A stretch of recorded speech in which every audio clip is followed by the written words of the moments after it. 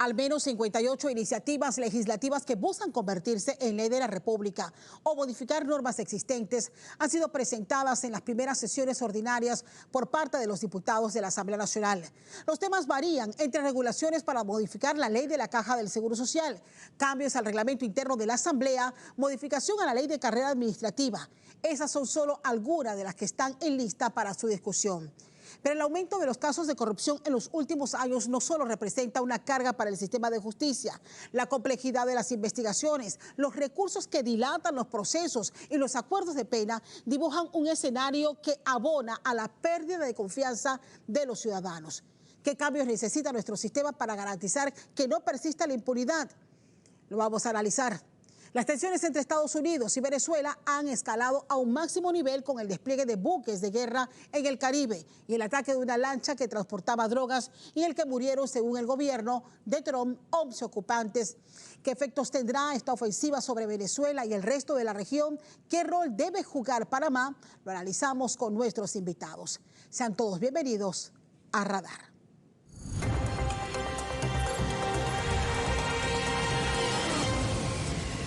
Tal como lo hemos avanzado en nuestra introducción, hoy vamos a hablar de esas iniciativas legislativas que han llegado a la Asamblea Nacional en este nuevo periodo de sesiones y que varían en distintos puntos de sumo interés. Por ejemplo, modificar la Caja del Seguro Social, buscar cambios al reglamento interno de la Asamblea, establecer medidas para impedir que prescriban los delitos de corrupción son uno de los tantos normas que han llegado para su aprobación en la Asamblea Nacional. Hoy invitado a dos diputados representantes de la bancada de Vamos. ¿Por qué razón? La mayoría de los proyectos que han sido presentados en el periodo pasado y en este provienen justamente de estas bancadas. Yanin Prado, diputada y que fue presidenta hasta el último periodo de la Asamblea, nos acompaña esta mañana. También se suma Luis Duque, diputado. Qué gusto tenerlo también con nosotros. La lista es amplia. ¿Cuántos han presentado desde el periodo pasado y este?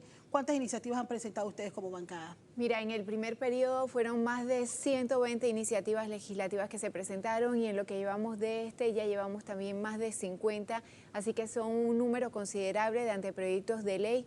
Están enfocados en todos y cada uno de los diversos sectores de nuestro país, desde educación, salud, pero también muy enfocados en esa lucha contra la corrupción y por eso la importancia de la Comisión de Gobierno en este caso, o en algo que ha sido promesa tanto en la anterior como en esta nueva dirección de la Asamblea Nacional, que es la reforma al reglamento orgánico del régimen interno de la Asamblea Nacional. Este último genera muchas controversias, sobre todo lo vimos en el cierre de esta semana, donde 5 diputados no estuvieron presentes y sin embargo se han cambiado al parecer las reglas, si es una subcomisión o ahora es una comisión técnica. ¿Cómo vislumbra usted la prioridad y de quién va a depender la prioridad en la discusión de estos proyectos que hoy se encuentran en distintas comisiones? Sí, bueno, buenos días a todos. Mira, ahí la importancia son de los presidentes de las comisiones. Estabas tocando un tema clave que se dio esta semana con respecto a la modificación del reglamento interno. En ese caso, la presidenta de la comisión, que sería la diputada Dana Castañeda, tiene que tomar o jugar un rol importante para que esto se dé. Yo, en el periodo pasado, igual con la diputada Prado, participé como vicepresidente de la subcomisión que trabajó en un informe del reglamento interno. Este se presentó en la última sesión de la Comisión de Credenciales, sin embargo, no se pudo debatir. Ya existe un informe de más de 11 proyectos de ley que se estuvieron analizando y consensuando. Ahora le toca ya a esta comisión que se pongan a trabajar, básicamente, pero que se hagan las cosas de forma correcta. Como bien mencionas, se estaban estableciendo procedimientos que tal vez pueden sonar un poco contradictorios o que no van de acuerdo a lo que establece el reglamento interno. Lo correcto debería ser que se cree una subcomisión, en este caso se establezca una junta directiva y se puedan comenzar a debatir cada uno de los proyectos, invitando a cada uno de los proponentes de los proyectos de ley. O sea, son más de 12. ¿No sería necesario volverlas a revisar si hicieron el trabajo en el periodo pasado? Sí tendríamos que volverlas a revisar por una simple razón. Se han presentado más modificaciones al reglamento interno, por ende requiere una nueva revisión. Sin embargo, el llamamiento o el llamado que yo hago en este caso sería a la presidenta de la comisión que se pueda conformar una subcomisión, igual como se hizo en el periodo pasado, establecer esa revisión artículo por artículo, pero que se puedan consensuar la mayoría de ellos dentro de esta subcomisión para que después vayamos a ese primer debate. Estamos en un periodo donde contempla la primera legislatura, 4 meses, ya llevamos 2 meses. Esta legislatura tenemos que por lo menos salir con ese informe para comenzar con ese debate. ¿Esa sería prioridad para usted, diputada? Sin lugar a dudas, de hecho, el 1 de julio lo manifestamos. Uno de esos no negociables de esta bancada es precisamente esa reforma al reglamento orgánico del régimen interno de la Asamblea Nacional, pero creo que es muy importante señalar también, Castalia, algo que hoy leía casualmente en algunos medios en resumen con estas noticias, y es el tema de la declaración de la presidenta de esa comisión de credenciales de la diputada Dana Castañeda, donde señalaba que se comprometía a poder ver este debate antes de que termine el mes de diciembre, pero es que hay que ponerse en la realidad. Si no, el periodo legislativo termina a finales del mes de octubre. Entonces, noviembre y diciembre solamente está habilitado en caso de que el presidente llame a sesiones extraordinarias y para tratar el tema que el presidente considere. Entonces, queda poco tiempo. Es importante, como señala el diputado Duque, que podamos ver esa subcomisión, pero que se haga ese llamado también con mucha transparencia a los miembros de la propia comisión, que se establezca la junta directiva, que se revisen los proyectos que entraron nuevos, que se valide de alguna manera también el trabajo que con mucho esfuerzo se realizó en la subcomisión anterior y que ya eso salga un primer debate. Si pudiéramos resaltar cuáles son los imperdonables en esta revisión y que al menos los panameños deberíamos esperar que fueran aprobados en esta comisión. Sí, ¿Cuál mire, usted resaltaría? Uno de los puntos que no hubo consenso en el informe anterior que nosotros presentamos en la subcomisión tiene que ver específicamente con diputado que no va, no cobra. Es decir, el diputado que no va, se le tiene que descontar de su salario y punto. Ese punto no hubo consenso. Claramente, nosotros sí lo presentamos, sí fue una propuesta de parte de la bancada, pero no hubo consenso en ese punto. También nosotros planteamos otras reformas integrales, por ejemplo, en el tema de las contrataciones dentro del reglamento interno, para el tema de los despachos de los diputados, por lo menos limitar la cantidad de personas que puede contratar el diputado para que sea una cantidad considerable entre puntos. Estos serían 2 de los puntos, pero hubo muchos más puntos que nosotros estuvimos tocando. También nosotros resaltamos, por ejemplo, modernización de los procesos para que no se dé la dilatación de la instalación de la Asamblea. Claro. Como vimos en el periodo, en la legislatura que se acabó de instalar, 5 horas esperando, el proceso demasiado largo, invitados especiales ahí esperando. Sin embargo, nosotros aspiramos a que la tecnología, la innovación pueda también ser incorporada para reducir esos tiempos y que no estemos escuchando discursos largos para una postulación, una votación. ¿Qué modificaciones usted resaltaría? Sin lugar a dudas, que todas las votaciones sean electrónicas, que puedan ser publicadas a tiempo oportuno, igual que todo el tema con las actas y demás. Eso es información que tiene que darse con transparencia a la ciudadanía y como señala el diputado, también hay que hacer énfasis en esos vacíos que tiene el reglamento en cuestión de establecer los tiempos, los periodos y de qué manera se deben manejar, para que no ocurra, pues, por ejemplo, lo que pasó el 1 de julio pasado. Si se establece un tiempo perentorio desde el llamado a iniciar el pleno, a que se pueda dar el inicio del mismo, entonces ya estamos cerrando esos vacíos que existen en la ley. Pero sin duda alguna hay puntos que sabemos que crean mucho conflicto, que para muchos diputados quieren mantener el status quo y entonces ahí es donde se da esa discrepancia, como el tema de que si tú no vas a trabajar, no tienes una incapacidad, te tienen que descontar de tu salario. Pero eso es lógico. ¿Y en qué quedó? Y abro el paréntesis antes de pasar a otros temas. Luego de la exigencia pública hecha por el Contralor, incluso que dijo que iban a instalar relojes, y que fue el Contralor el que dio a conocer quién eran los 5 diputados que tenían el mayor grueso de nombramientos y presupuesto en planilla en la Asamblea. ¿Qué ha pasado? No ha pasado nada en realidad hasta el momento. Hay diputados que sí tenemos relojes de marcación a lo interno de nuestros despachos, pero ha sido por voluntad propia y por control propio de nuestros despachos. Pero en términos generales existen algunos marcadores que había puesto la diputada Castañeda, pero no abarcan a la totalidad del personal. Y recordemos el tema de las oficinas de participación ciudadana en las diferentes provincias, que tampoco hay mucha claridad del número de personal que trabaja allí, qué funciones lleva a cabo y cuáles son los resultados, porque lo que no evaluamos, entonces estamos dejando que ese dinero se vaya desviado de otra manera y que muchas veces sean nombramientos políticos o por clientelismo. Sí, yo solamente quiero aportar, además de lo que ha señalado la diputada Prado, un punto que fue muy importante, que nosotros lo vivimos hace poco, que lo quitamos, eso sí entramos en consenso todos, en ese informe que entregamos de la subcomisión, que era el tema de la votación secreta. Eso se eliminó. Correcto. Es decir, el procedimiento que utilizamos para poder escoger a los miembros de la Comisión de Credenciales y Gobierno hace poco, ya no estaría más. Es decir, no va a haber votación secreta, porque creo que fue un punto donde todos llegamos a estar de acuerdo. Entonces, es algo importante dentro de toda la concesión. Bueno, vamos a ver qué va a apostar esta nueva comisión de credenciales, si realmente la diputada Castañeda va a llevar esto al término que se debe y utilizar el informe que se elaboró como parte también de un sustento, una base para nuevas propuestas que se puedan llevar a cabo en esta nueva legislatura. Los temas varían y otras regulaciones. Hablemos de la Caja del Seguro Social. Aparece en la lista modificaciones a la recién cambiada ley, reformada ley de la Caja del Seguro Social. Se han presentado propuestas de modificación en el Pleno. La Comisión todavía entiendo que no ha puesto en el orden del día precisamente este paquete de reformas y creo que es importante considerarlas. Toda ley es perfectible, esta no tendría por qué ser la excepción y en muchos casos estamos viendo precisamente esa serie de denuncias de la propia ciudadanía que ahora a través de medios que se están implementando pueden hacer el cálculo de suspensiones y sigue habiendo mucha incertidumbre al respecto y un tema fundamental también que abarca entonces a los independientes y esa obligatoriedad desde cero de empezar a cotizar, ojo, solo por el sistema de jubilaciones, dejándolos igualmente por fuera del sistema de salud. Entonces yo creo que hay temas importantes todavía que tocar con respecto a la ley 462. ¿Y estaría en la lista de prioridades para este periodo? Volvemos al mismo punto, son los presidentes de las comisiones los que deciden las prioridades que se van a debatir en las diferentes comisiones. Ahí tenemos al diputado panameñista Edwin Vergara, quien es el presidente de la Comisión de Salud, quien estaría... que tendría esa responsabilidad de poder ponerlo dentro del listado de proyectos a debatir. Es una demanda, una deuda que nosotros le tenemos a la ciudadanía, que nos está pidiendo de hace tiempo que debatamos este tipo de proyectos y sobre todo, como bien lo mencionó la diputada Prado, este es un proyecto de ley perfectible, se aprobó algo, por eso no quiere decir que esa ley era perfecta. Sin embargo, debemos volver a revisar ciertos puntos específicos para poder corregir y poder mejorarla como tal. Estamos tratando en esta mesa de Radar poder al menos compartir los más relevantes. La ley antibotella.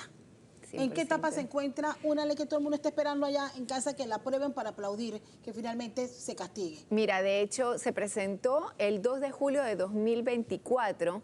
El diputado Camacho, presidente de la Comisión de Gobierno, no quiso entrar a debatirla, ni siquiera prohijarla en ningún momento. Y nuevamente, a principios de julio de este año, volvimos a presentarla.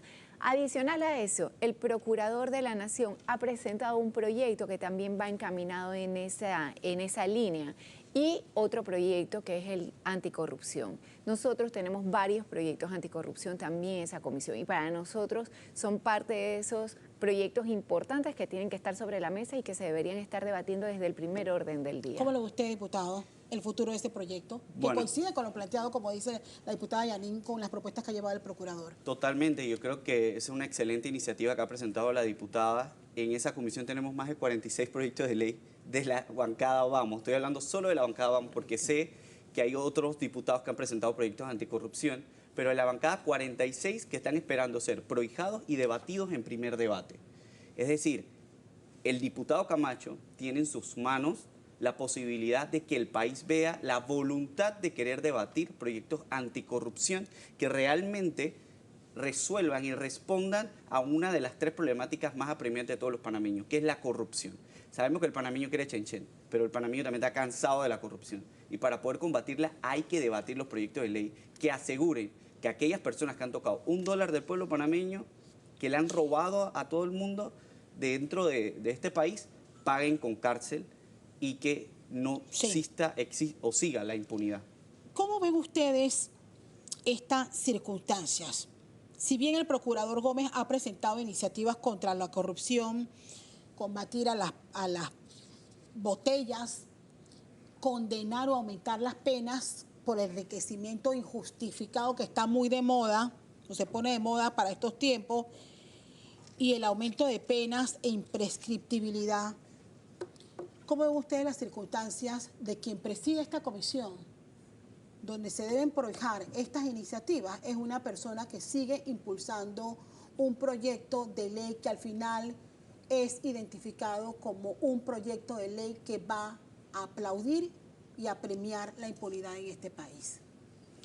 Tenemos eso es una gran contradicción. Claro, O sea, ¿cómo lo ven ustedes de la bancada? Y si ustedes simplemente tienen la certeza de que eso va a ocurrir, que se van a aprobar a pesar de estas circunstancias y la línea clara que ha tenido el presidente de esa comisión. Nosotros vemos precisamente eso. El diputado Camacho viene a ser presidente en el primer periodo y repite en este periodo dentro de esa misma comisión. Y estamos siguiendo o viendo que en sus propias declaraciones del día miércoles, pues marcaba que para él era arbitraria la manera de manejar el orden del día en esa comisión y que por tanto cuanto más presión se le pusiera por parte de un diputado de la ciudadanía o del propio procurador de la nación, menos él iba a considerar esos proyectos. Y nosotros lo vivimos en carne propia. El año pasado se trató de impulsar esa reforma a la ley de notarías, es un reclamo de la propia ciudadanía también. Y sin embargo el diputado Camacho pues agarró esa solicitud del diputado en su contra y automáticamente lo dejó engavetado. Por eso que hacíamos tanto énfasis en la importancia de renovar el liderazgo al frente de esa presidencia de la Comisión de Gobierno, cosa que no ocurre porque a la final los votos son los votos y entendemos la coyuntura también, que si los mismos votos que lo pusieron a él como presidente de la comisión son los votos que van a apoyar que no se vean estos proyectos, entonces los 4 diputados que quedamos del lado de acá tratando de impulsar las leyes anticorrupción, lo seguiremos haciendo, lo seguiremos denunciando, pero los resultados no van a depender directamente de nosotros, sino que va a depender más de lo que los otros no permitan que se haga. ¿Cómo lo ve usted, diputado? Bueno, yo creo que la tenemos difícil. Acaba de escuchar a la que iba a ser presidenta de la Comisión de Gobierno. Las prioridades de Yanín son las prioridades que el pueblo está esperando. Debatamos ese tipo de proyectos. Lamentablemente el diputado Camacho creo que está poniendo sus intereses personales por encima de los del país, porque esto no es una demanda de nosotros, es una demanda del país. Yo creo que él ha dicho claramente, cualquier tipo de presión no lo va a mover de su pensamiento de querer poner esos proyectos a debatir. Pero, diputado, yo le quiero mandar un mensaje. Escucha a la ciudadanía, piensa en la ciudadanía. El país necesita que se debatan estos proyectos. Y como bien lo señaló la diputada Prado, tenemos diputados también en esa comisión de que podrían impulsar a que estos proyectos se puedan debatir. Y si no lo hacen, ya saben quiénes son los cómplices de querer permitir que la corrupción siga en nuestro país. O sea, es decir, que si las cosas están así, incluir que haya devolución de los fondos robados, lo hemos lejano también.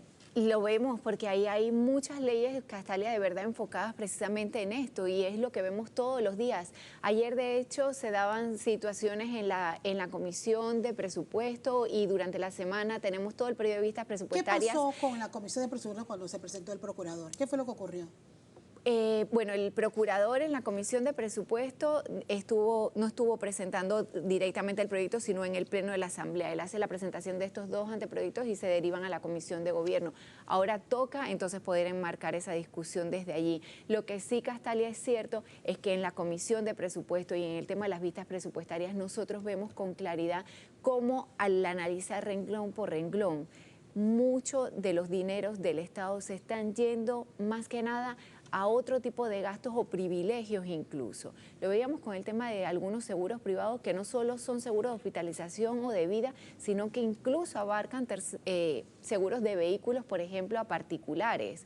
Entonces, eso llama mucho la atención, pero también, por ejemplo, con el tema de la lotería descubrimos algo con respecto a un contrato que se extendió a través de una adenda donde estamos pagando 3 millones anualmente, ahora se hace una solicitud de 4 millones, pero lo que más llama la atención precisamente es que esta adenda se extendió por 10 años más, modificando el propio contrato y cuando ahora indagamos hay una demanda ante la Corte e incluso el ex procurador de la Administración había señalado que esa adenda era ilegal y que era necesario tirar una nueva licitación pública. Entonces, son necesarias las leyes anticorrupción.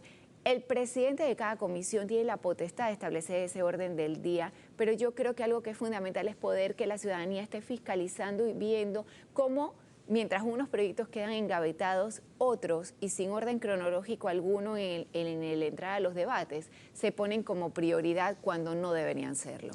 Yo quiero aportar a lo que está diciendo la diputada Prado porque hay un proyecto de ley que yo creo que es el que más les asusta, la imprescriptibilidad de los delitos de corrupción. Correcto. ¿Por qué? Porque eso abriría compás a que cualquier persona que haya cometido un acto de corrupción en el pasado se le investigue. Y no importa la cantidad de años que pasen, se te van a investigar tus delitos.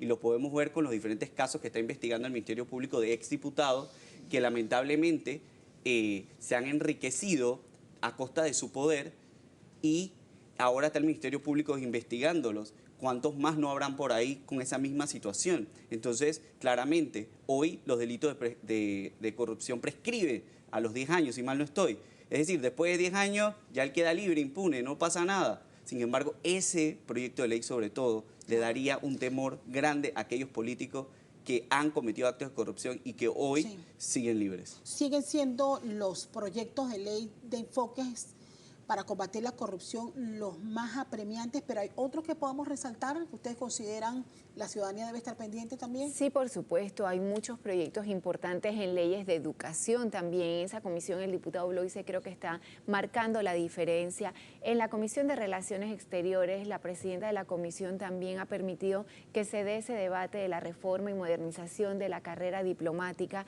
Hemos visto pues lo que ha ocurrido, las destituciones que se han dado en el servicio exterior y creemos que es más que necesario. Ahorita está en una subcomisión y yo quisiera aprovechar este espacio para hacer ese llamado precisamente a Cancillería, porque se le ha invitado en numerosas ocasiones a participar y se necesita que todos los actores estén presentes en estas subcomisiones para poder sacar un proyecto que esté cónsono y de alguna manera pues cuente con el consenso para entrar a ese primer debate. Así que yo pienso que en todos y cada una de las comisiones tenemos proyectos importantes, igual que en Agro también hay proyectos muy importantes que debatir. ¿Cuál resaltaría usted, diputado Duque? Sí, hay un montón. Yo quisiera resaltar por lo menos el proyecto de ley que presentamos del tema de no utilizar los fondos públicos para estar pagando seguros de salud privados.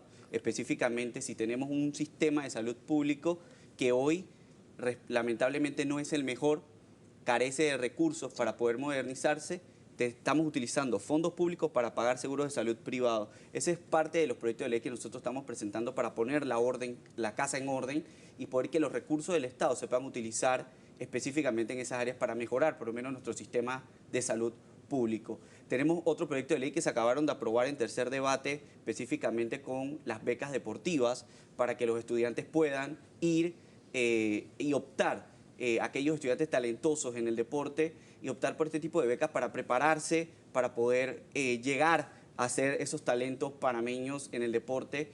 Y entre otros proyectos de ley que hemos estado presentando, somos una de las bancadas que tiene más leyes de la República hasta el momento, 5 leyes de la República ya aprobadas, vienen muchas más en camino, pero nosotros seguimos trabajando, apostando, más que todo en la parte de generación de empleo, en la parte de poder resolver el problema del agua y también la lucha anticorrupción. Son el enfoque que nosotros tenemos, entre otros proyectos que hemos presentado, como bien lo ha mencionado la diputada Prado, es un conjunto de políticas públicas para transformar nuestro país. Mire, si bien es cierto, en las urnas nosotros le damos la tarea y la responsabilidad a quienes nos representan en la Asamblea de tomar las decisiones, y son ellos los que ahora, siendo presidentes de comisiones o siendo miembros de bancada, tienen que hacer su trabajo y en manos de ellos están. Pero, ¿a qué voy?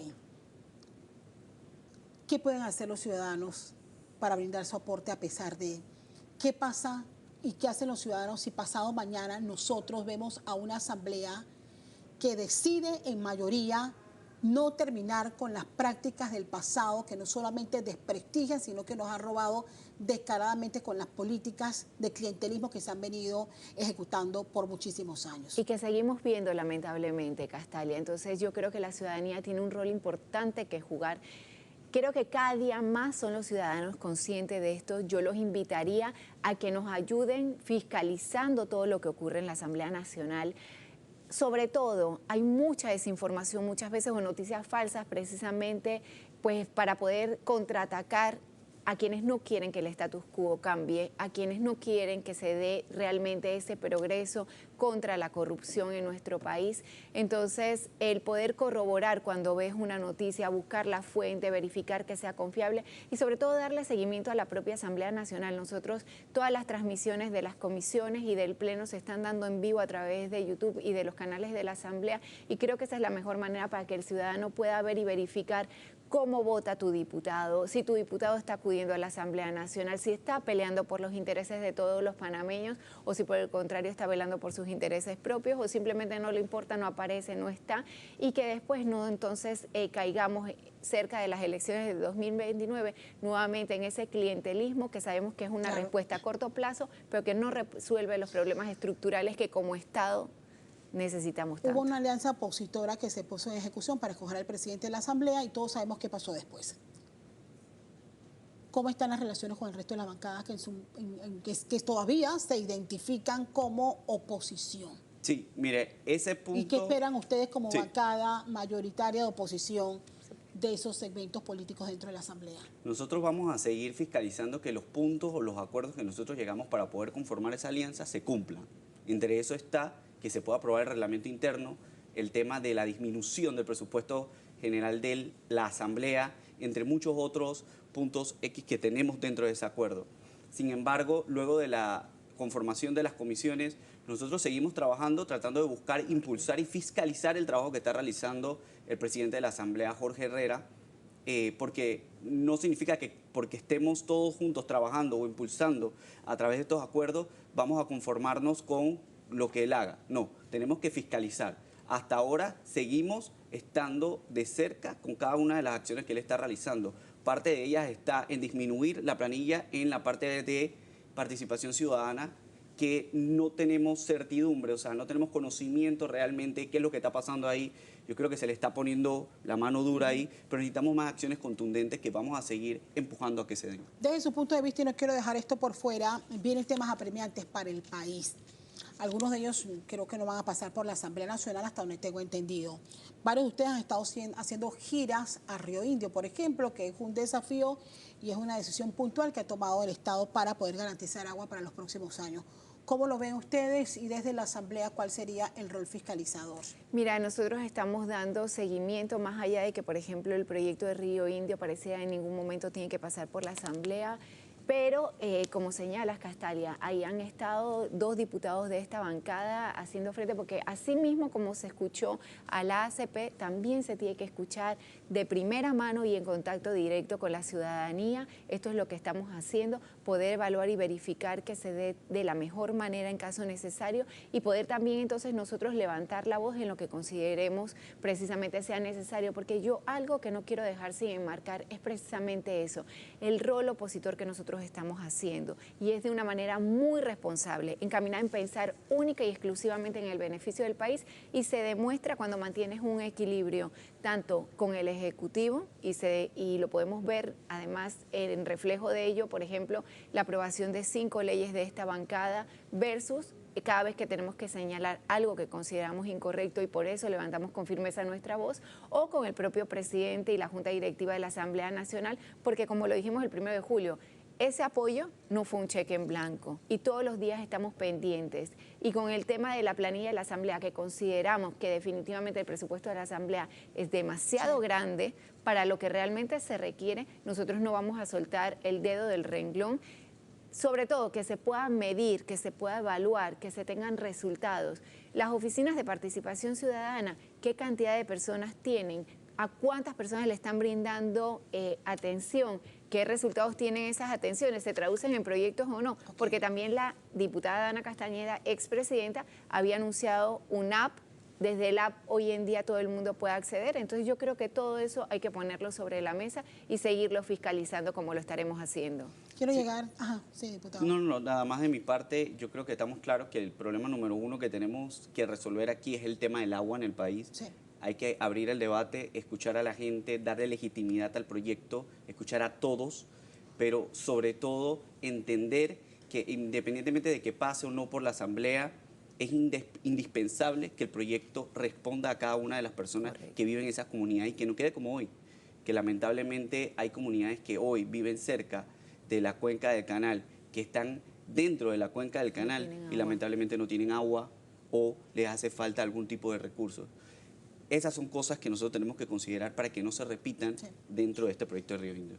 Quiero agradecerles a ambos, pero no sin antes sus conclusiones y el mensaje que dejan después que hemos hecho repaso de los proyectos apremiantes. Ya ven la cantidad de proyectos de ley, unos más complejos que otros, unos que generan más controversia, como los que han llegado a la Comisión de Credenciales, a la Comisión de Gobierno. Su mensaje, diputada, y conclusión. Bueno, un mensaje a la ciudadanía y que sigan fiscalizando el trabajo que realizamos desde la Asamblea Nacional, que puedan verificar el mismo y de esa manera también nos puedan brindar ese respaldo que necesitamos los diputados que queremos luchar contra la corrupción y establecer nuevas normas para empezar a poner orden en todo lo que tiene que ver con el Estado y poder de esa manera entonces priorizar cuáles son esas necesidades en temas de agua, de infraestructura, de servicios básicos, de salud, educación y mucho más. Conclusión, los diputados, Luis. Sí, rápidamente, le digo a los ciudadanos, todos ustedes tienen la herramienta más poderosa, es esta que está aquí. Las redes sociales, el celular, el WhatsApp, utilícenlo, alcen su voz, acompáñenos en este proceso y como bien dijo la diputada Prado, nosotros vamos a estar aquí garantizando esa lucha contra la corrupción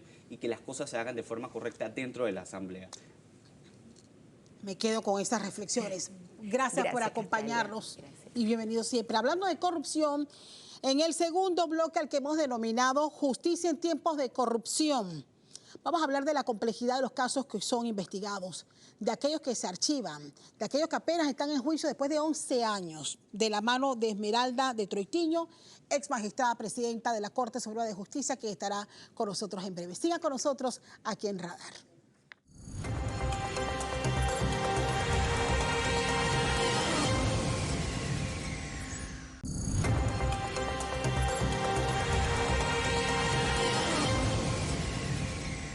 Estamos de regreso y gracias por seguir con nosotros en este radar de hoy, domingo 7 de septiembre. Hoy con una invitada de lujo. Hoy quiero agradecerle a Esmeralda Arosemena de Troitiño, ex magistrada de la Corte Suprema de Justicia y quien presidió también este órgano del Estado, por acompañarnos en este radar. En este segundo bloque, bueno, ya escuchamos a los diputados, representantes de la bancada y vamos haciendo una enumeración ex magistrada de la cantidad de proyectos anticorrupción que han llegado. Y en medio de todo este esfuerzo, la poca esperanza de que hay que en este nuevo periodo sean aprobados. Hay un aumento de los casos de corrupción en el país en los últimos años que no solamente representa una carga para nuestro sistema de justicia, sino que deja un sabor amargo en la mayoría de los ciudadanos que no ven certeza de castigos ni cambios en las prácticas corruptas de nuestros gobiernos. Bienvenida a nuestro radar. Bueno, muchas gracias, Castalia. Siempre tengo que empezar señalando la importancia que tiene que para la ciudadanía panameña tengamos un espacio de reflexión, un espacio de análisis de qué tenemos que hacer para, primero, identificar nuestras problemáticas y, segundo, asumir posiciones para luchar contra ellas y exigir entonces las respuestas que corresponden. Y el tema de corrupción, lamentablemente, tiene una plataforma dentro de todo el sistema que hace que cosas como la que te dice el grupo de Vamos es las dificultades que hay para la transformación o para los cambios. Pero lo importante es que tenemos que hacerlo. No podemos decir, bueno, nos vamos a cruzar de brazos y esto es lo que tenemos, sino que hay que ver cómo vamos a transformar nuestro sistema político, nuestro sistema de conducción del Estado para tener una respuesta de eso. Sí. Estado de Derecho, democracia, institucionalidad al servicio del país. ¿Por qué no podemos separar una cosa de la otra? Usted tuvo la oportunidad de presidir la Corte Suprema de Justicia. Después tuvo la oportunidad, más recientemente, de formar parte de un organismo de derechos humanos. Cuando se está en esa otra posición y se empieza a ver las cosas que ocurren en nuestro país, ¿qué análisis hacen? O sea, ¿por qué nuestros países, sobre todo el nuestro, todavía parecieran enviar mensajes de que nos hemos acostumbrado a la corrupción, a pesar del daño que nos causa? Mira, es lamentable porque esto es en toda la región, ¿eh?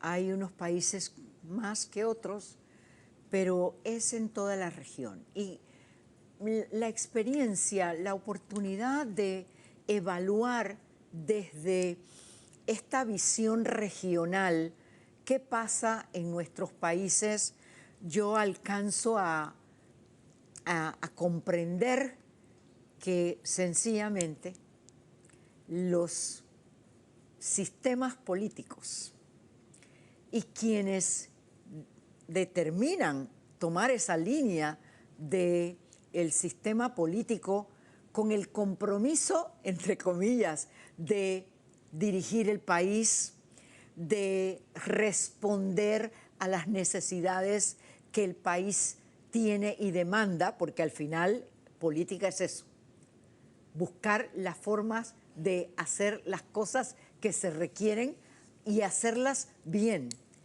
Y lamentablemente el desarrollo político de los gobiernos se distorsiona a la hora de buscar esas respuestas a las que se están obligando a dar cuando deciden entrar al mundo político.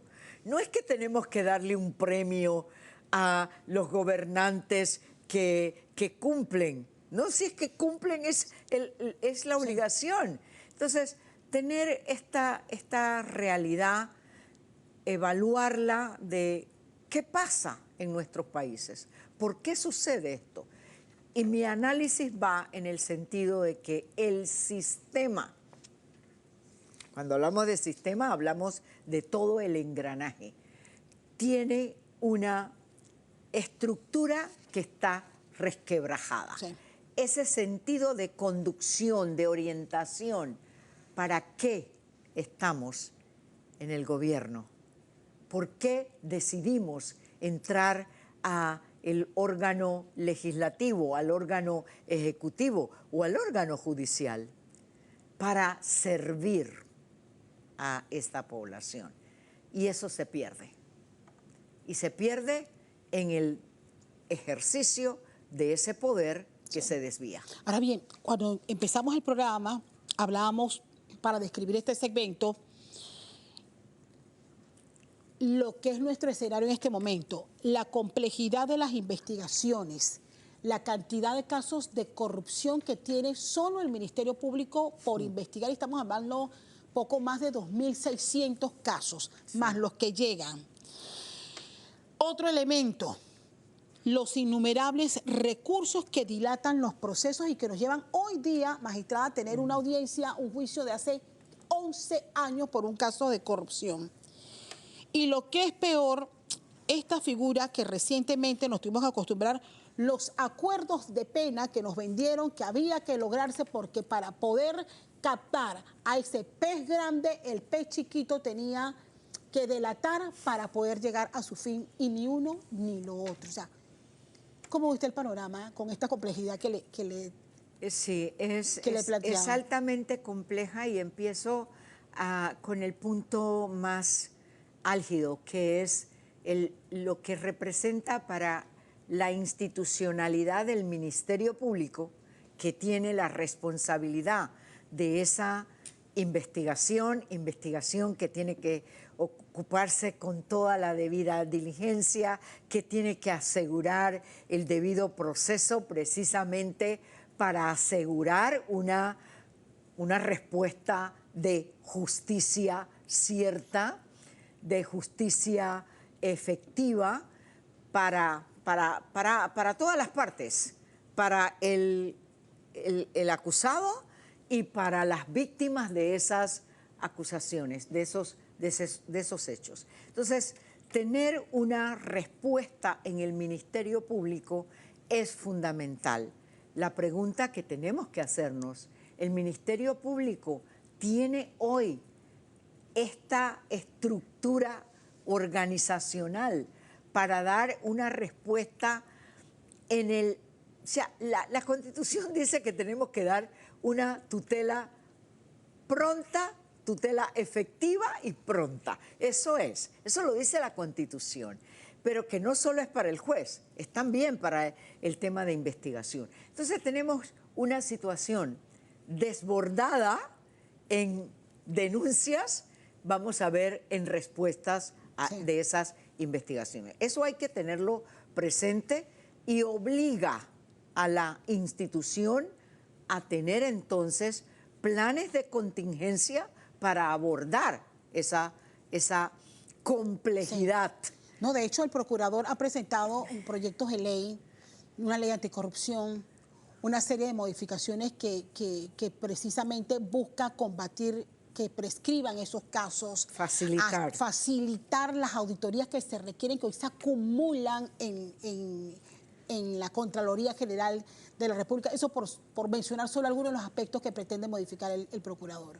Sí. Pero que ahí abre el espacio, por lo que acaban de decir quienes antecedieron este bloque, al parecer no hay esperanza ni interés de la mayoría de la Asamblea de aplicar y aprobar esas modificaciones. Pero por eso te decía, ¿no? Cuando hablamos de la responsabilidad en la política pública, en la institucionalidad democrática, son todos los organismos del poder de un Estado que tienen que estar en armónica colaboración para dar las respuestas que corresponden. Un órgano legislativo que tenemos hoy una expectativa de que a la hora de poner en marcha transformaciones que se necesitan precisamente para el abordaje de toda la complejidad.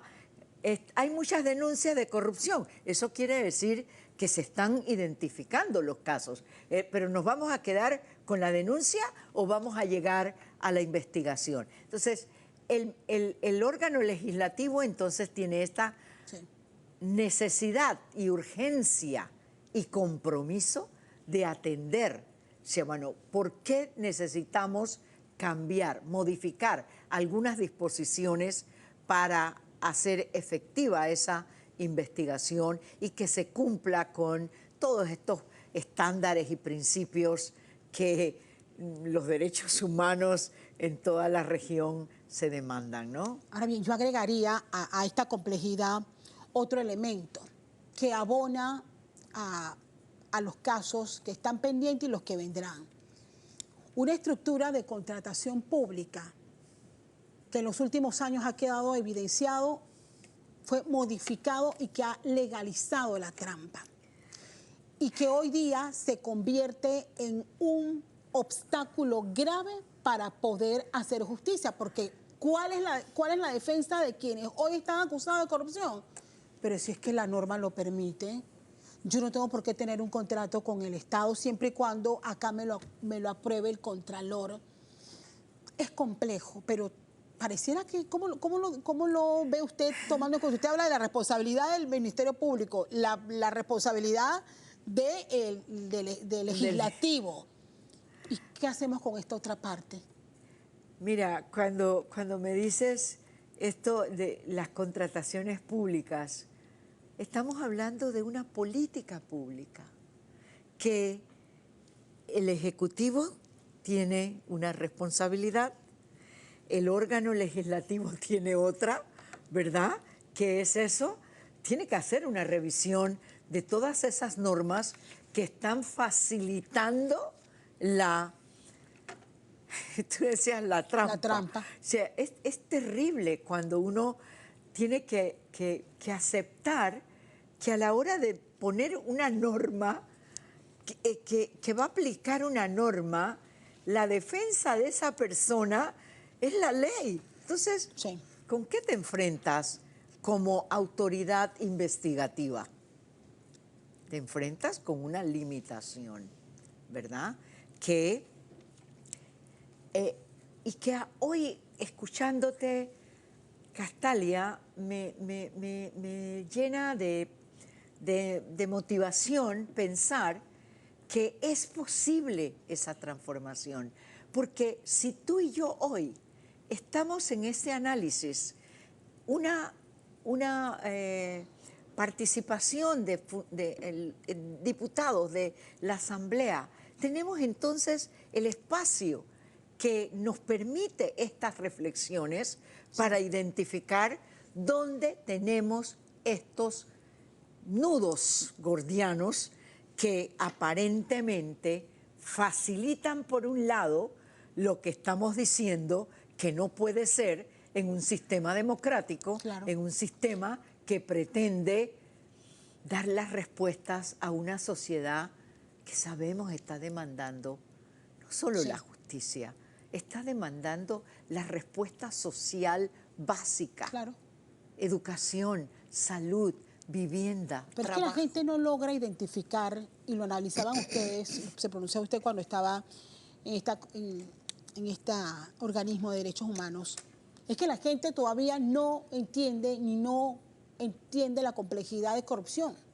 Que mientras más avalemos nosotros la corrupción, menos hospitales accesibles vamos a tener, menos mejores condiciones para la gente vamos a tener. O sea, no lo relacionan todavía.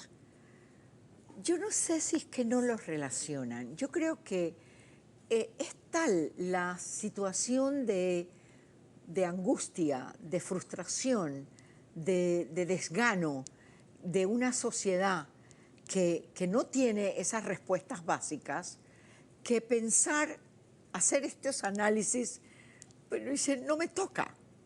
Y por eso hoy, escuchándote y escuchando a los diputados, yo puedo decir, somos esta participación ciudadana que nos corresponde a nosotros para que precisamente esa sociedad que hoy todavía no entiende mucho qué es el impacto o los efectos de la corrupción, entonces poderlo mostrar, poderlo identificar.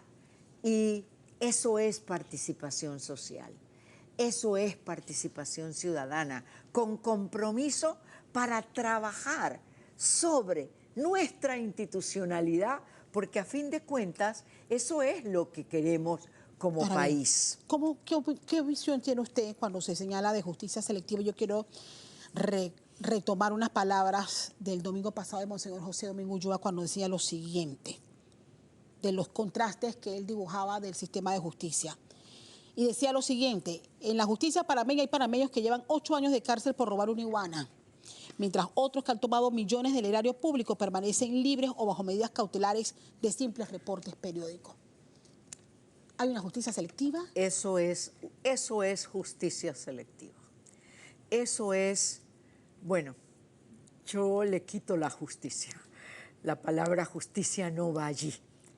Allí va impunidad de un lado, severidad del otro. Porque, y alguien decía en una oportunidad que tuve de participar, ¿qué es primero, la impunidad o la corrupción? Y el exponente decía, la impunidad es primero, porque la impunidad va generando esta conciencia de que puedo hacer lo que me da la gana porque tengo poder y lo uso. Entonces, eso se refleja cuando a la hora de decir que se hace justicia, esa certeza del castigo, con certeza del castigo para darle al violador de un derecho lo que corresponde, que es una pena, una sanción, que sea quien sea, pero sea quien sea, y no para el delincuente. Ya, el de cuello blanco no va a ningún lado. Pero, ¿Cuándo se termina con eso, magistrada? mira, yo estuve en la Corte, también estuve en el sistema, en el Tribunal Superior de Niñez, y estuve en el tema de la propia escuela judicial del sistema de justicia. ¿Y cómo se atiende esto? Se atiende esto colocando a quienes deciden estar en el sistema de justicia bajo los principios éticos de lo que justicia es. Porque cuando uno administra justicia, uno asume un poder, pero que tiene una característica, no sé si de nobleza para decirlo, pero es una característica que te coloca frente a la sociedad como la persona en quien se colocan los problemas de sus vidas. Y tú tienes que responder a los problemas de esa persona con justicia. Entonces, tener independencia, tener integridad, tener los principios de lo que esperamos con una justicia. Voy a aprovechar este último paréntesis y lo abro porque en busca de esa independencia fue argumentado la reciente propuesta de aumento de salarios, que generó toda una controversia y que obligó al Pleno de la Corte a echar para atrás una medida tan cuestionada por el resto de la sociedad. ¿Cómo lo ve usted? Definitivamente eso es parte de los principios éticos, porque la ética no está en recibir más dinero que... No, la ética está en el entendimiento de que lo que tienes que hacer es hacerlo bien, es lo bueno, es lo correcto, es lo cierto, es lo que debe ser. Eso es la ética. Para que lo que doy como respuesta, todas las partes digan, bueno, eso es lo que correspondía. Entonces, hablar de tener privilegios... para tener más independencia. No uno los privilegios con la independencia. La independencia está en la fortaleza de tu preparación, de tu conducta, de tu integridad como persona, pero tu integridad como profesional en una rama que te demanda la respuesta de la gente. Tú respondes o no a la gente. Eso es justicia. Entonces, no puedo identificar poder con independencia. La independencia la tenemos en otros espacios. Complejo el tema, ex magistrada, y yo creo que lo importante al final es lo que usted decía al inicio de esta conversación, que es que al menos se habla del tema. Así es. Y ojalá que no sea solamente para que quede en titulares o escándalos que pasan muy rápido y nos olvidamos, sino en que la gente entienda las razones por las cuales hoy día nosotros debemos estar pendientes de lo que pasa en la Asamblea, donde han llegado tantas propuestas de ley que buscan acabar con este fenómeno. Mira, y yo, para decirte el impacto que este programa puede tener, las noticias, el trabajo de información.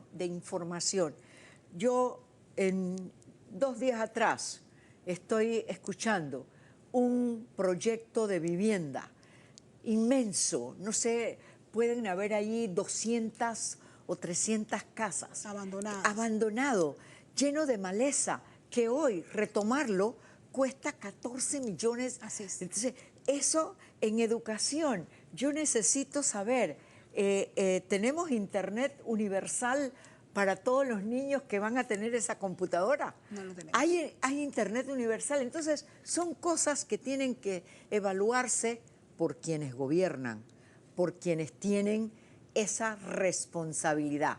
Pero los ciudadanos, saber que tenemos que vigilar, tenemos que exigir, tenemos que demandar eso que es el deber por lo que se han comprometido y que tienen que cumplir. Y que no están dándonos ningún regalo, tienen que cumplirlo porque ese es a lo que se comprometieron. Quiero darle las gracias esta mañana con nosotros aquí en Radar, Esmeralda Arosemena de Troitiño, ex magistrada de la Corte Suprema de Justicia. Vamos a la pausa. Al regresar vamos a hablar del conflicto Estados Unidos y Venezuela, la situación tensa que ha aumentado en esta última semana, y Panamá.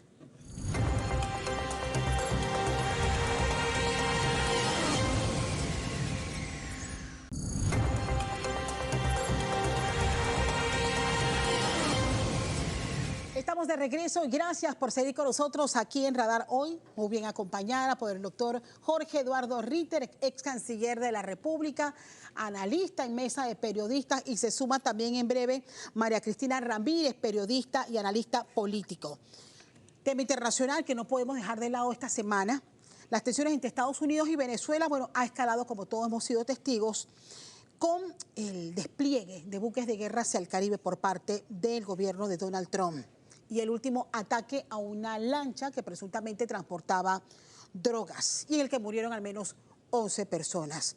Acá en Panamá, esta ofensiva ha llamado la atención por la llegada de algunos buques. Ya los gobiernos ambos han dado las explicaciones de su presencia, pero al final, esta ofensiva iniciada por Estados Unidos va a surtir sus efectos en lo que espera toda América Latina, no solamente el fin a un gobierno que ha llevado a la peor crisis de este país sureño. ¿Cómo lo ve usted, doctor Ritter?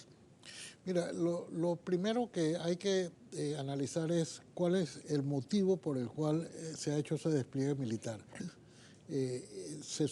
La razón principal que han dado es para combatir el narcotráfico. De hecho, esta flota se encuentra en aguas internacionales, que no está dentro de las áreas del mar territorial de Venezuela. Y allá fue donde bombardearon a esta lancha. Pero en el fondo lo que tenemos que determinar o tratar de esclarecer es ¿para qué? ¿Para qué es? Hasta hace unos meses, el presidente de Venezuela, Nicolás Maduro, era un dictador al que había que deponer para que se respetara la voluntad popular de las elecciones del año pasado en Venezuela, y que él se negaba a reconocer el triunfo de su opositor. Sin embargo, desde hace algunos meses, la etiqueta de Nicolás Maduro ya no es el dictador que no reconoció el resultado, sino un narcotraficante. Sí. Entonces, el problema es que quieren derrocar a un presidente que es ilegítimo, no quiso reconocer el resultado de las elecciones, se atornilló en el poder a toda costa, pero eso no parecía ser excusa suficiente en los Estados Unidos e internacional para que Estados Unidos interviniera. De manera que ahora la etiqueta es que es narcotraficante. Pero en el fondo lo que yo creo que busca el gobierno de los Estados Unidos es producir una rebelión interna en Venezuela para que sean los propios militares, las propias fuerzas venezolanas las que depongan a Nicolás Maduro. Voy con nuestro enlace hasta Londres. María Cristina, ¿cómo ves la situación hasta este momento? Esto es una crisis donde cada vez es más difícil distinguir qué es verdad y qué es mentira. Hay elementos de verdad y muchos elementos de mentira. ¿Por qué? Porque Estados Unidos ahora ha cambiado un poco, como explicaba el doctor Ritter, que Nicolás Maduro es un narcotraficante. Las mismas agencias de seguridad de Estados Unidos, en un reporte que hicieron en abril de este año, lo que identificaban era que la permisividad del gobierno de Maduro y la corrupción endémica del régimen era lo que había causado que Venezuela se usara como tránsito de droga. El mayor productor de cocaína sigue siendo Colombia y Perú. Y el 70% de la droga que pasa para Estados Unidos y Europa pasa por Ecuador, reconocido por el mismo gobierno ecuatoriano. ¿Por qué? Porque eso sale del Pacífico, no del Caribe. Del Caribe solamente pasa el 10%, que sí se estima que pasa por Venezuela. También se ha tratado de decir que el régimen de Maduro opera como un cartel usando la designación terrorista del Tren de Aragua y el Cartel de los Soles, como una operación jerárquica muy parecida a la que nosotros estamos acostumbrados de los carteles mexicanos. Pero Inside Crime, que está viendo, le ha seguido la pista al Tren de Aragua desde hace más de 10 años, cuando apareció, más que decir que es un cartel jerárquico, lo denomina como un conjunto de distintas células que opera de manera transnacional, no de la típica jerarquía que nosotros acostumbramos a ver de los mexicanos. Entonces, se están mezclando elementos que son ciertos con elementos que no se atienen a la realidad. Dado además, se añade el punto más contradictorio en toda esta crisis, que es, si bien el gobierno de Estados Unidos ha aumentado la retórica en contra de Maduro, en agosto de este año también tuvo un cambio muy importante en su política exterior y le vuelve a dar la licencia a Chevron para que pueda importar petróleo de Venezuela, dándole un oxígeno económico al régimen que había sido suspendido en febrero de este año, lo que parece sumamente contradictorio con la retórica que al mismo tiempo sale de la Casa Blanca. María Cristina, ¿coincides tú con el doctor Ritter en señalar que esta maniobra de los Estados Unidos busca crear un conflicto interno contra el propio Maduro? Sí, no, porque al mismo tiempo le está dando el oxígeno a Maduro económicamente, y también dimos los anuncios que Maduro está pudiendo usar esta crisis como excusa para aumentar la militarización del mismo país. Yo creo que hay un elemento que sin duda es tratar de causar un cambio de régimen. Yo entonces no entendería por qué darle el respiro económico. Yo tengo una lectura también que esto sí tiene un elemento interno de Estados Unidos que pasa por las elecciones del próximo año. ¿Por qué? Porque el apoyo latino fue crucial para Donald Trump en la última llegada a la Casa Blanca. Este ha sido de los apoyos que, cuando uno ve las últimas encuestas, más ha sufrido desde que Trump llegó al poder. Entonces, de cara a las elecciones de midterm del próximo año, sí hay un interés por parte de ciertos líderes latinos republicanos que se vea una acción en contra del régimen. Ahora bien, ¿lo considera usted también una estrategia, Sin doctor ningún- Ritter? sin duda, Castalia, y es que en aquellos estados donde es crucial el voto latino, como la Florida, de donde es el secretario de Estado, se ha erosionado mucho el voto latino porque ellos se consideran, así como se consideraron muy republicanos a la hora de votar, se consideran de alguna forma traicionados por la manera como se ha empecinado el presidente Trump en acabar con esta migración. Es verdad que la ilegal, pero también ha sufrido mucho las familias de los que ya están establecidos en los Estados Unidos, de manera que no hay ninguna duda. Todas las acciones de los Estados Unidos suelen tener como telón de fondo una interés electoral, y ese interés es del otro año. Y lo que se ha dejado claro Donald Trump en estos periodos de mandato es su estrategia política, que lo ha ayudado incluso en sus mayores adversidades. Quiero regresar al plano regional, porque en estas últimas semanas se ha conocido de que más países se han sumado a declarar al Cártel de los Soles como un grupo terrorista. Tengo entendido que incluso Panamá estaría analizando hacer lo mismo. ¿Qué implica que más países en la región se sumen a esa iniciativa, María Cristina? ¿O qué consecuencias puedan lograr? Yo creo que sí, como digo, esto es una crisis que mezcla muchos elementos de verdad con muchos elementos que no son ciertos. El tema del cartel del agua y el cartel de los soles no es una crítica que solamente ha surgido de Donald Trump.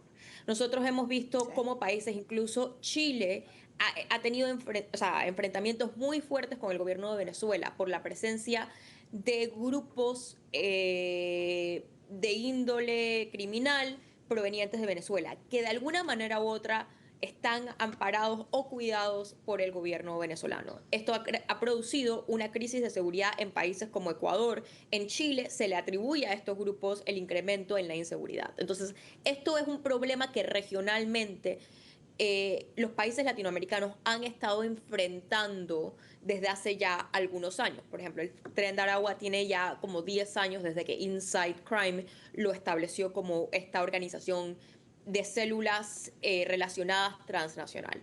Entonces, esto ha sido un tema político y real para toda la región, que ha visto un incremento. Se sabe que el año 23 y el 24 hubo un aumento en la producción de cocaína en Colombia y en Perú. Y esto ha empañado, como digo, a Ecuador, por ejemplo, enormemente. Entonces, esto sí habla de algo que a Latinoamérica le ha faltado, y es coordinación en poder atacar el problema del tráfico de droga, que la mayor parte de la cocaína pasa por la región. Entonces, esto puede tal vez ser un cambio interesante a que haya cooperación entre los países para atacar este problema. Ahora bien, el problema de este tipo de estructuras, doctor Ritter, y voy con usted, es si son certeras las acusaciones de la cúpula militar liderando el Cártel de los Soles, que facilita el trasiego impactando más a países como el nuestro, ¿qué posición debe jugar Panamá ante un conflicto como este? Ha causado mucho debate la llegada de buques que siempre pasan, pero nunca han atracado, con toda esta expectativa que hay si van o no en misión hacia Venezuela. ¿Cuál debe ser el rol de Panamá y la posición que debe jugar en este momento? Mira, tiene que ser sobre todo mantener Panamá, especialmente porque por aquí están transitando los buques de los Estados Unidos, mantener a toda costa su régimen de neutralidad. Panamá no debe ser parte de este conflicto. Ahora, Panamá, en cuanto que es víctima también del tráfico de drogas, porque Panamá hace mucho tiempo que dejó de ser solo un país de tránsito, porque ahora Panamá tiene también un problema de drogas, especialmente porque desde hace muchos años ya se había advertido que iban a comenzar a pagar los servicios de la droga con droga. Entonces la droga se está quedando también en Panamá. Sin embargo, lo que primero tenemos que establecer es si existe o no existe. Y yo pongo la duda porque las imágenes de AFP que se mostraron, la AFP también ha puesto en duda la existencia misma del cartel de los soles, no como una invención, sino como una entelequia para determinar que hay una relación o hay una complicidad de la cúpula militar de Venezuela con el narcotráfico, pero el cartel como tal, la diferencia del Tren de Aragua, que sí existe, que sí está identificado quiénes son. Entonces, Panamá cometería, creo yo, yo supongo que eso se está evaluando muy bien, Panamá, que no tiene relaciones con Venezuela. Correcto. Hay que recordar que Panamá rompió relaciones con Venezuela al principio de este gobierno y creo que haría mal en inmiscuirse de lleno en un conflicto que sí, que no puedo decir que no nos toca, sí nos toca, cualquier asunto relacionado con droga nos toca, pero en el enfrentamiento puntual que hay hoy entre Venezuela y los Estados Unidos, que está dirigido, repito, sobre todo a deponer a Nicolás Maduro por no haber reconocido las elecciones del año pasado, me parece que es un paso innecesario en la escalada contra el régimen de Maduro. Y digo que es innecesario porque Panamá está ahora mismo en una ofensiva diplomática que yo comparto plenamente de conseguir más adhesiones al Tratado de Neutralidad.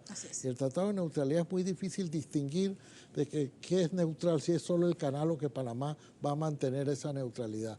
Yo me decanto siempre por la neutralidad del canal de Panamá y que a toda costa, ya con la adhesión de Brasil y la petición que hizo el presidente Mulino el viernes para que también Japón, que es el tercer usuario del canal, lo haga, me parece que es los pasos más importantes en que Panamá puede reafirmar en estos momentos es la neutralidad del canal, sobre todo, bueno, y en hoy justamente se conmemoran los 48 años de la firma de los tratados Torrijos-Carter, pero Panamá creo que es el momento de reafirmar su neutralidad, la neutralidad del canal, sobre todo en momentos en que los buques de guerra de los Estados Unidos han transitado el canal camino al Caribe. Voy con tu análisis, María Cristina. ¿Cuál debe ser el papel, la posición de Panamá en medio de este conflicto? Yo coincido plenamente con el doctor Ritter, primero porque lo que se está diciendo hoy contradice en gran parte la misma inteligencia de los servicios estadounidenses, que siempre habían dicho que más que una relación de una cúpula jerárquica como tal con el tráfico de drogas, siempre se ha hablado es que la corrupción endémica y elementos puntuales del gobierno son permisivos con este tráfico. Panamá tiene un papel que jugar en la lucha contra las drogas. Yo eso no lo pongo en duda, pero lo tenemos que hacer bajo hechos que nosotros podamos comprobar. Y otra vez, a mí me parece que está un poco, si el foco es la droga, entonces el enfoque está errado. ¿Por qué? Porque sigue siendo el mayor productor de droga? Colombia. Y después Perú. ¿Cuál es el mayor corredor de drogas? No es el Mar Caribe, es el Pacífico a través de Ecuador. Entonces, nosotros tenemos por nuestro propio país y en esta cooperación internacional jugar un papel en la lucha contra las drogas, pero lo tenemos que hacer tomando la realidad como principio. No podemos ahora, porque hay hechos que se están utilizando para crear una narrativa en contra de un régimen que definitivamente es ilegítimo, nosotros montarnos en este mismo tren cuando nosotros sabemos que nuestro gran problema es el Pacífico, Centroamérica, y donde gran parte del control de esta droga y del fentanilo, que ha sido el gran problema de Estados Unidos, que se ha convertido en la mayor causa de muerte para personas por debajo de los 40 años, la controlan son los carteles mexicanos y proviene de China. Nosotros tenemos que tener los hechos claros, nuestra propia información clara y con eso definitivamente cooperar a nivel regional, siempre y cuando mantengamos, como dice el doctor Ritter, la neutralidad del canal. Pero con los titulares y la retórica que sale de ambos lados tenemos que tener mucho cuidado. Bien, y dentro de esa retórica y titulares, y coinciden ambos en el enfoque de Panamá en su lucha contra el narcotráfico. Y el domingo pasado analizamos precisamente aquí con los jefes de 3 importantes instituciones, Policía Nacional, con el fiscal de drogas, superior de drogas, y con la directora de aduanas, la complejidad que tenemos en esta lucha. Quiero volver a un punto que también se ha traído a colación en estas últimas semanas. Y era hablar de una posible invasión. Y de hecho, desde Venezuela, desde Panamá, se compartían memorias, doctor Ritter, de cómo Estados Unidos manejó en el principio la salida de Manuel Antonio Noriega y cómo lo estaría haciendo en esta ocasión contra Nicolás Maduro. En principio, y usted me puede ayudar más en poder recordarlo, hubo una ofensiva. Hubo una declaración de un alto militar panameño que vinculaba a Manuel Antonio Noriega en hechos de narcotráfico. Y después vino lo que es historia. Sí. ¿Estaría replicando Estados Unidos algo similar? Puede ser en la estrategia, pero no en la ejecución, Castalia. En hace 35 años, cuando el general Manuel Antonio Noriega fue declarado incluso por un gran jurado de los Estados Unidos, como lo ha sido ahora Nicolás Maduro, como narcotraficante, era la razón por la cual, o esa fue la razón que adujo Estados Unidos para invadir Panamá, pero se sabía también que la razón era también de alguna manera no solo capturar a Noriega, sino destruir la cúpula militar que entonces gobernaba. Es muy fácil porque una operación quirúrgica hubiera sido muy fácil llevarse a Noriega si ellos tenían las bases militares. Habían otros aquí. Intereses. Pero lo cierto es que no podemos comparar una situación militar con la otra. Primero, Estados Unidos empleó la cifra que ellos más utilizan es de 27.000 soldados que sumados los que ya estaban en Panamá con los que vinieron de los Estados Unidos para la invasión en una operación sorpresiva. Es decir, se supo cuando los aviones ya habían despegado de los Estados Unidos. La situación es completamente distinta hoy en Venezuela. Tienen un despliegue inusitado de fuerzas militares, pero sobre todo no tienen la fuerza, la cantidad de soldados que necesitaría para una invasión como la de Panamá. Aquí se necesitaron 27.000, allá van a necesitar 500.000, porque pues, Venezuela es 30 veces más grande que Panamá, tiene una geografía muy quebrada, tiene unas fuerzas armadas muy bien apertrechadas. De manera que nosotros no podemos hablar hoy de que esto vaya a ser una invasión tipo como la de Panamá. Después de la doctrina Powell, del secretario de Colin Powell, que dijo que Estados Unidos solamente debía intervenir con fuerza terrestre cuando tuviera un poder abrumador sobre el enemigo. Y ese poder abrumador en Panamá lo tuvo, pero no lo puede tener en Venezuela. Entiendo que solamente hay entre 4.000 y 5.000 marines en los barcos que están en el Caribe ahora mismo, y eso por supuesto apunta más a una operación, si acaso quirúrgica, de bombardeos puntuales si quiere, pero es impensable para mí en este momento una operación militar tipo Panamá. ¿Tú te mantienes en tu análisis, María Cristina, que más que una acción militar es una acción política, una estrategia política de Donald Trump? Yo no puedo asegurar, porque, por ejemplo, yo hubiese cuestionado la posibilidad de atacar Irán antes de que lo hicieran y se hizo. Entonces, yo no puedo decir que tal vez una acción militar no ocurra, pero yo también diría que sería más cerca a algo parecido de lo que vimos de atacar a una lancha o hacer una intervención puntual que hacer una invasión del tamaño parecida a la de Panamá.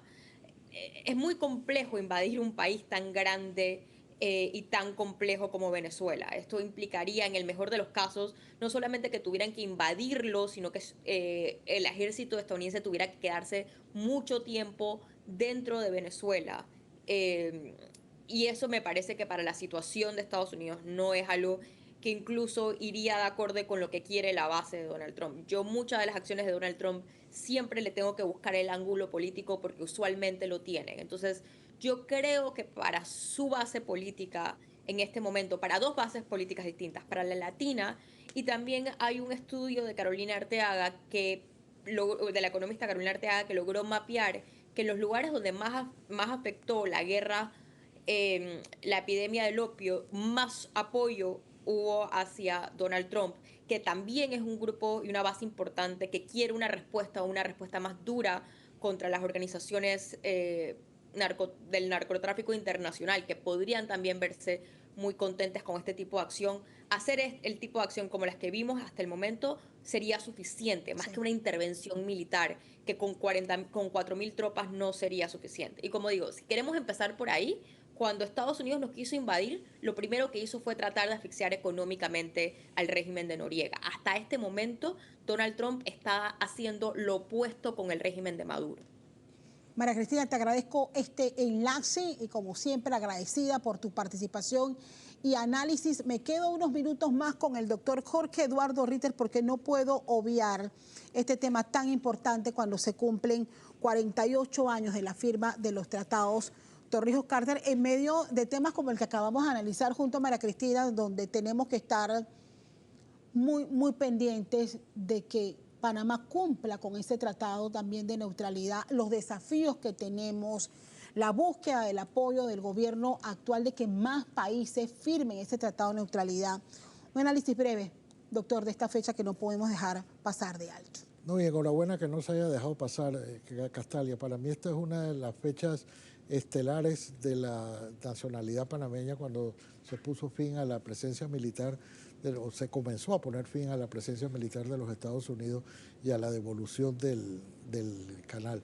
Es difícil imaginar hoy el país que nosotros tuviéramos si no se hubiera revertido el canal, en materia económica, en materia de autoestima, en todo el Panamá de 1977 no se parece en lo absoluto al Panamá del 2025, ni económicamente, ni en su configuración, ni en el autoestima de los panameños de que no tenemos ya un enclave colonial, un país dentro de otro país, y que los panameños fuimos capaces de, en la práctica, construir otro canal sin la ayuda de los Estados Unidos. ¿Verdad que estamos ante un antes y un después en la nación panameña?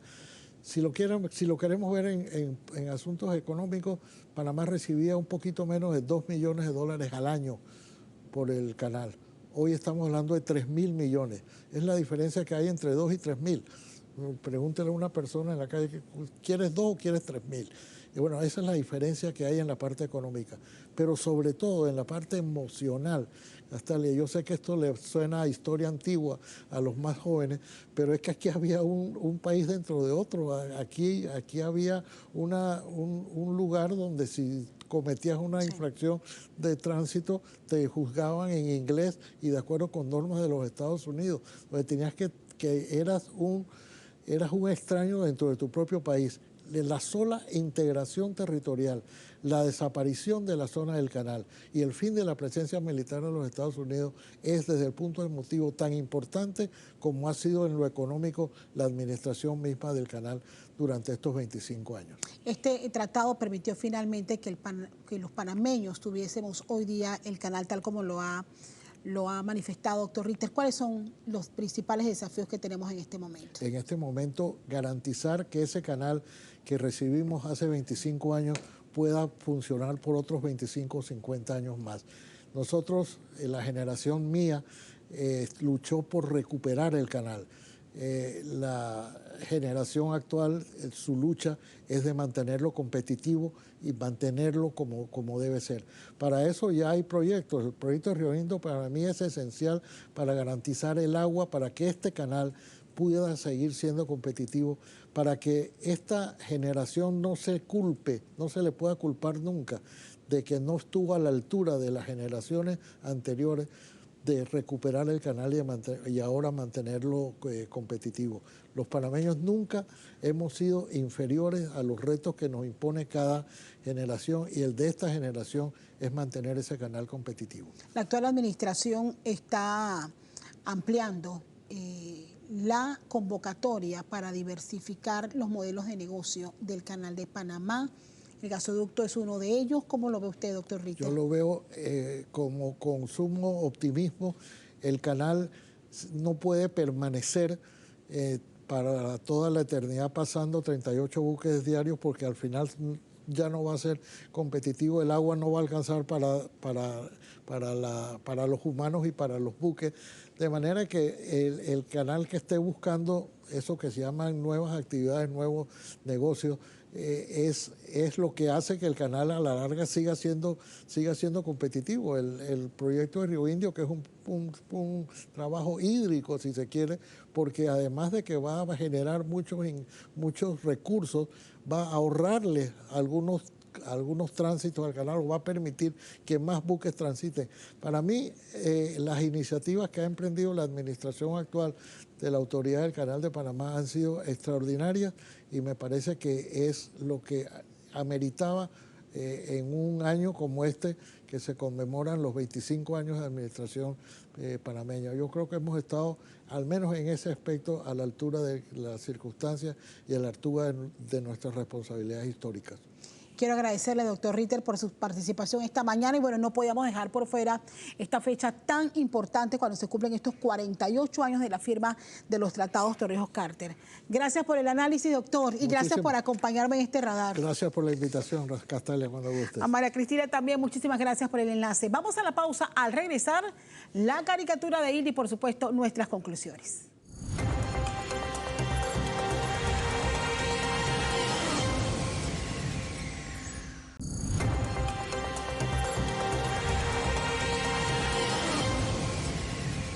Estamos de regreso, gracias por seguir con nosotros en Radar. Ha llegado el momento de compartir la inspiración de Hilde para nuestro programa. Vamos a ver en cuál de los temas se ha inspirado. Al parecer, mi querido Hilde, te has inspirado en al menos primero y segundo bloque de este Radar. ¿Y qué aparece? Bueno, aparece la balanza de la justicia. Ahí hay una balanza. Pero ¿quién está pesando más en este momento? Una dipurrata. Hay algunos diputados que se molestan por el término, pero señores, en los últimos años se han ganado ese sobrenombre. Pero bueno, aparece allí una rata pesando más, o un dipurrata pesando más que la ley. La balanza está puesta y bueno, los ciudadanos estamos llamados a estar muy pendientes de todos esos proyectos de ley que buscan acabar con la corrupción en el país y que están allí, muchas veces ha sido engavetados, así que vamos a ver qué ocurre en esta oportunidad. Comparto nuestras conclusiones de este radar de hoy domingo 7 de septiembre. La Asamblea Nacional ha llegado a una larga lista de proyectos, pero los más apremiantes son los que buscan cambiar las leyes internas de este órgano del Estado para acabar con el despilfarro y atacar la corrupción en el país. Las comisiones que tienen que aprobarlas están dominadas por el partido de gobierno, que en el último periodo nada hizo por avanzar en ellas. Para las bancadas de oposición la tarea será difícil. La justicia selectiva se pone de moda con los últimos escándalos. Reglas que permiten la trampa, acuerdos de pena que escandalizan y casos que llegan tarde a los tribunales con sabor a impunidad. Hoy el sistema no solo está en deuda, está en riesgo de perder lo poco de credibilidad que le queda. La gente exige respuestas, pero sobre todo los resultados. Finalizamos con los 48 años de la firma de los tratados Torrijos-Carter. Momento para analizar qué estamos haciendo como país para cuidar nuestro canal, mantenerlo al servicio del mundo, en beneficio de los panameños y lejos de cualquier conflicto o situación que atente contra su neutralidad. Hasta aquí nuestras conclusiones y también nuestro programa. Como siempre, gracias por acompañarnos y los espero el próximo domingo aquí en Radar.